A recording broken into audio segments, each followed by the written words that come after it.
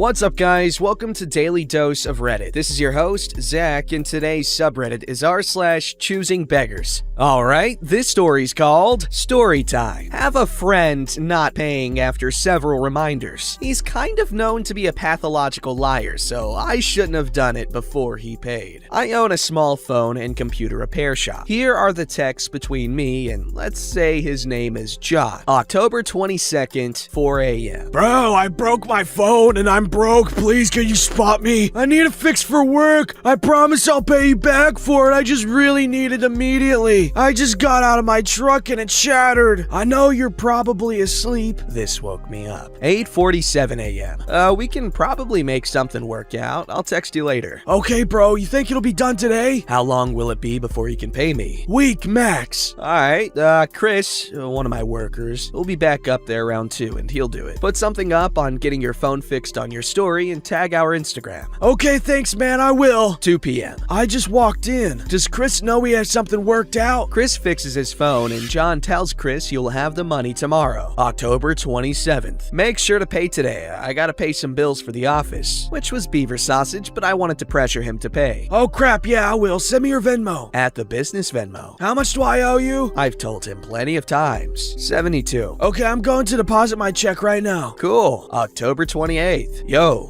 hit me up with that Venmo. I gotta pay people. I Venmo'd your personal on accident. Send me a screenshot of my personal. And he didn't get it. Hold on, let me check. Come on, man. I am. Hold on. I'm on the phone with Venmo. I might have to bring cash to you. It said it locked up. I'm getting it settled right now. I'm not gonna not pay you. I promise, dude. They said requested and it should work. Request sent. It's not freaking working. I'll get cash in the morning and drop it off at the office. Or we can meet somewhere. I'm sorry, bro. I'm not trying to screw you over. Office will work. It's fine. I just had a bunch of things that came up that I need to pay for. Again, beaver sausage, but I really don't like being taken advantage of. I'm sorry. What time will you be there in the morning? Should be there by 9, but I'll let you know. Okay, cool. October 29th, 9 o'clock a.m. I'm up here, 12:15 p.m. Need my money today by 4. Bet. Can I get a discount? The audacity of this motherfather! That is the discount, plus it's late. Well, sorry, dude. I've been dealing with crap, man. I'm headed back from town that's 30 minutes away. Soon, then I got you. Okay. Be cool, though. I'm cool, man. You're the only person that has to go through stuff. I might give cash to Jess, a mutual friend, and get Jess to Venmo you depending on when I get back. My papa's having heart surgery today, so I might stay here, but you will get your money today. The heart surgery was broccoli salad, and even if I wasn't, that doesn't have anything to do with me. That'll work. At this point, I called Jess, and he had no idea what the fuck I was talking about, but he said I'll ask John about it when he gets here. He's on his way now. October 30th. Making any headway? Yeah, I'm giving Jess cash when I get back. Then he's gonna Venmo you. I don't know if it'll be by 4, but it will be before tonight for sure. Okay. 8 o'clock p.m. Yo, October 31st. Dude, this ain't a game, man. If I report a sale, I'm responsible for having the money. Bullcrap again, but regardless, my company was owed it. I know, dude. I got you. I swear to God. I made it back late as frick last night. Are you gonna be in town around 5:30ish? No, I won't be. Get someone to Venmo the account. I'm sorry, dude. Don't be mad at me. November 3rd. Any update, man? Yeah, sorry. Been working. Jess is coming back with my check tonight. I had to pay some crap for my truck because Jess coming back tonight. Then money's coming your way. Just text me around 7 to remind me. 7:50 p.m. Reminder. 8:30 p.m. Reminder part 2. November 4th. Today gonna be a better day? November 6th. Come on, man. Hold on. I'm in the fire academy. I'll call you when I leave. Sorry, dude. I've been super busy. In town, 45 minutes away. Every day in the academy. I should get done around 4:30. Also haven't had my phone much. November 9th. You around today? In town, 45 minutes away. Until 5. I have your money, just have to get it to you. Where are you gonna be at 5? Work. I live across the street from the office, so I'll be around. Okay, I might just bring it at 4. 8 o'clock p.m. Yo, November 12th. Bring it today. CPA will send it to collections or small claims soon. Left on red. Keep in mind, it's an LLC. It's not me you owe. Yeah, I'm busy right now in town, 45 minutes away. Well, figure it out. You've had a month. I've been busy, dude. I'll get you the damn money before before the week is over. I've had more important crap to deal with than that $72. You've said you'll get it to me before, so I have no reason to trust that. Get someone to Venmo the business account. Yeah. Yeah, what? It's a business, dude. I'm trying to keep them from sending you to small claims or collections. Beaver sausage. I make the call whether or not to send it. OP, I just said you'll have the money before the week is over. I'm not making excuses. I'm not, but I'm really not worried about that right now. I'll get someone to Venmo soon today or early tomorrow. Okay, so I know $72 is not worth sending him to small claims, but I paid off my lawyer for the year, and this guy is known for not paying people back and just being an overall jerkhead. I feel like this could be a good wake-up call for him to start paying people back because it's pretty bad. The reason he hasn't ghosted me is because we live in a small town, so we could run into each other. He's also posted multiple times of him at the bar in our town throughout all of these texts. Honestly, I see the humor in this, but I'm not really one to let things slide. I'm sure other small business owners can relate. I'll keep everyone posted. See, this is why organized crime is so great, because someone doesn't pay you back, you just take their kneecaps from them. In the real world, you gotta go to court, and people avoid getting hurt. It's a twisted system, man. People are getting hurt by it. By not allowing us to hurt people. I'm joking. I don't want to hurt people. This story's called Bridezillas Drove My Cousins to Shut Down Their Business and Win 50 years ago. My aunt was a very well-known cake decorator.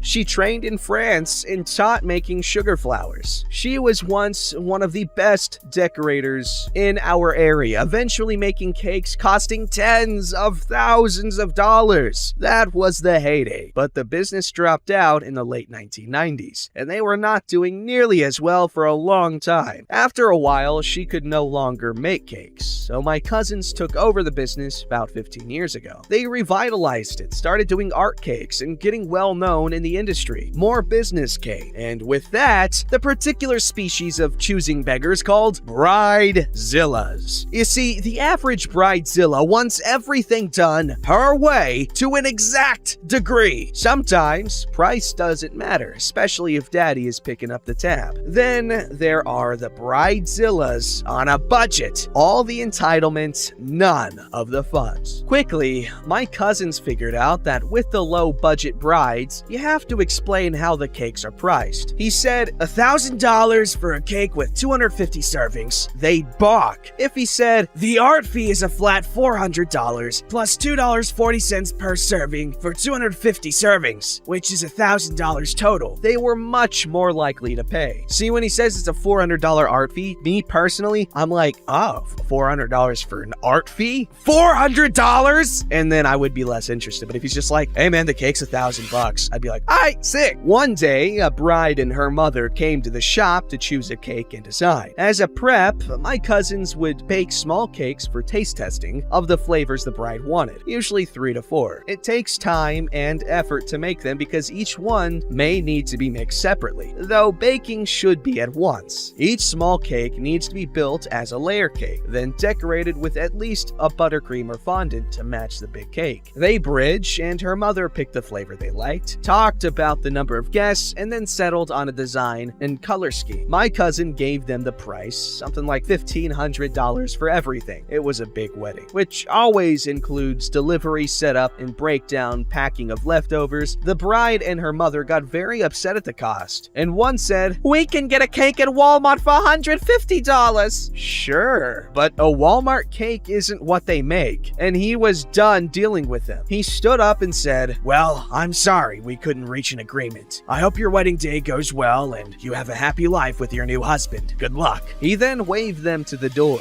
Needless to say, they got upset and started to squawk. I'm sorry, but I cannot compete with Walmart on price. My cakes are works of art, and the quality difference is obvious. But if price is your only consideration, I'm sure a cake from Walmart is going to be in your budget and you'll be happy with it. He then talked them out, not even listening to their complaints, just saying, have a nice day. Obviously, they were going to negotiate a better price and using Walmart as their comparison. The difference is that my cousins never competed with Walmart. They only competed with bake bakeries that specialized in making custom wedding and special occasion cakes. It's not like going into a custom motorcycle shop, planning a build, and then asking them to match one price with the Yamaha dirt bike dealer down the street. They shut down the cake decorating business soon after. From then on, they only made a few one-off cakes for special occasions, family events, or friends who are very close. No more commissions, no more bridezillas. The story does end on a much happier note. The people who got rich in the gold rush weren't the ones looking for gold. They were the ones selling shovels, pans, and other equipment. My cousins instead ramped up on the other side of the business, selling the colors that bakers used for decorating. What had been a small operation is now a multi-million-dollar-a-year worldwide business, selling hundreds of colors for batter, fondant, and cream, edible glitters, and the equipment for decorating, like airbrushes. A Choosing Beggar bridezilla helped push my cousins to go from surviving to thriving. Okay, this is completely unrelated. Okay, it's not completely. I'm gonna give myself some credit. Fondant. Who actually likes that stuff? Because I hate it. It's so gross. If there's a cake with fondant, I'm just gonna be like, oh, fondant, huh? I'm actually on a diet, so I can't have any. Which is obviously a lie at all times.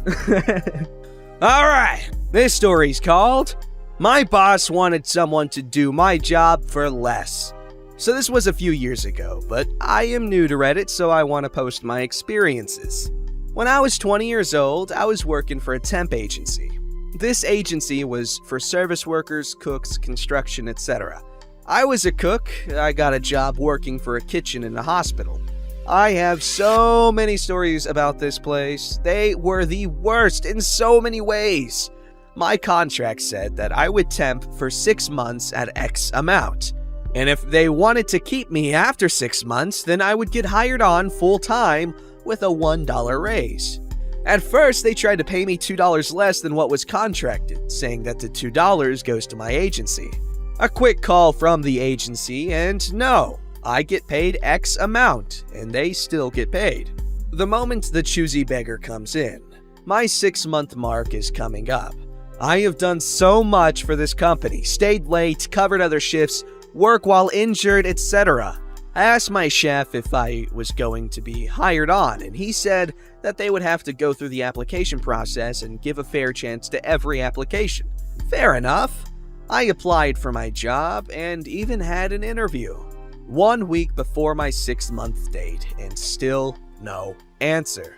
I asked my boss if there was any idea if I would have a job in a week. He said he really didn't think so. My chef pulled me into his office and told me flat out that he would not hire me because he could find someone to do my job with more experience for less money. How I am overpaid as it is, and unless I would be willing to go against the contract and get hired on for $2 less, then they would not hire me. I thanked him for being honest with me and said no, I will not work for $2 less than what I was making. But I am on contract and will finish my week. 1 day before my contract expired, he came to me and said that they have not yet found someone and were hoping I wouldn't mind working another week for them till they could. I said sure. And the agency approved it. New contract signed for 1 more week. 2 days before the new contract expires, and he came and asked me for the same thing. Asked if I could work another 2 weeks until they found someone. At that point, my agency got upset and said no, they either hire me on or they hire someone else. Day before my contract expired, 1 week before I'm supposed to leave, and my chef comes and spills a pot of milk on my flat top. I have to stay 1 hour after scraping scalded milk off this thing, and everyone else has gone home. While I'm scraping this crud off the flat top, the chef comes to me and says, "Well, I have great news. How would you like a job?" What? "We have not been able to find anyone to replace you, so if you want it, this job is yours." Dude, I was supposed to leave 30 minutes ago and you're telling me now that you want to hire me? "Well, we really didn't have an option. No one applied." I already found another job. I start in 3 days. I'm sorry, but I am not gonna take it. "That's extremely unprofessional. You're supposed to give me a 2 weeks notice before you find another job." I thought you were going to say yes to my offer. I have no one to cover for you. 2-week notices are only if you are actually working for the job. I am a temp. I am on contract. And technically, per my contract, I no longer work here as of 11 p.m.